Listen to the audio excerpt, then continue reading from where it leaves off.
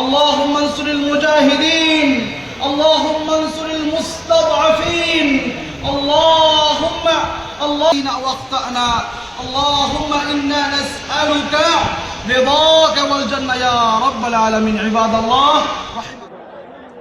পেকুয়াত doctor Mizanur Rahman আজাহারির ঐতিহাসিক তাফসির মাহফিলত কিন্তু ধর্মপ্রাণ মানুষের আসলে ডল নামি সকালতুন আরা দেখি কানায় কানায় পরিপূর্ণ হয়ে এই ঐতিহাসিক তাফসিরুল কোরআন মাহফিল ময়দান ওনারা নিশ্চয় দেখতে লাগবেন আসলে তিল ধারণের জায়গা নাই কিন্তু এর মানুষ কিন্তু সকালতুন এই মাঠটানের পরিপূর্ণ করে ফেলে ওনারা জানেন ডক্টর মিজানুর রহমান আজাহারি দীর্ঘ 5 বছর পর এর তাফসির গরিব আজিয়া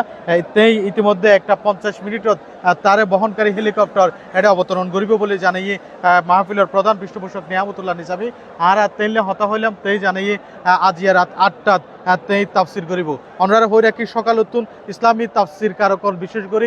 মুফতি কাজী ইব্রাহিম মাওলানা শাইখ জামাল উদ্দিন এবং আব্দুল হাই মোহাম্মদ সাইফুল্লাহ কিন্তু জুমার খুতবা দিব এর আগে কিন্তু ইসলামী স্কলারল কিন্তু সকালতুন তারার বয়ান গর্গিয়া ওনারা দেখতে লাগবেন নিশ্চয় এটি কিন্তু মানুষের আসলে এক ধরনের উৎসাহ উদ্দীপনার মধ্য দিয়ে তারা কিন্তু এই মাহফিলতে আসছে মনে হলো এবার পেলাম আসল সঙ্গী কোলের শিশু আসলো যখন মায়ার সুতোয় দেখে আগের মতো সেই প্রীতি আর রইল না তার সিঁড়ি মনে হলো এবার পেলাম আসল সঙ্গী কোলের শিশু আসলো যখন মায়ার সুতোয় দেখে আগের মতো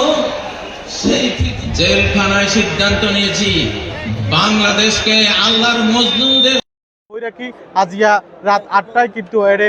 ডক্টর মিজানুর রহমান আজাহারি দীর্ঘ 5 বছর পর জিবা দেশের মাটিতে তাফসির গরিব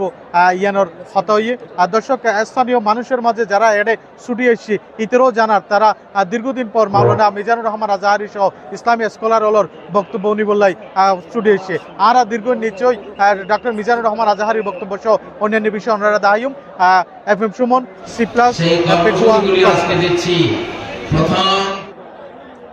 পেকুয়াত সূচির ঘোষণা হলো বঙ্গবন্ধুর ভালোবাসি তারা কি কবরে যাবে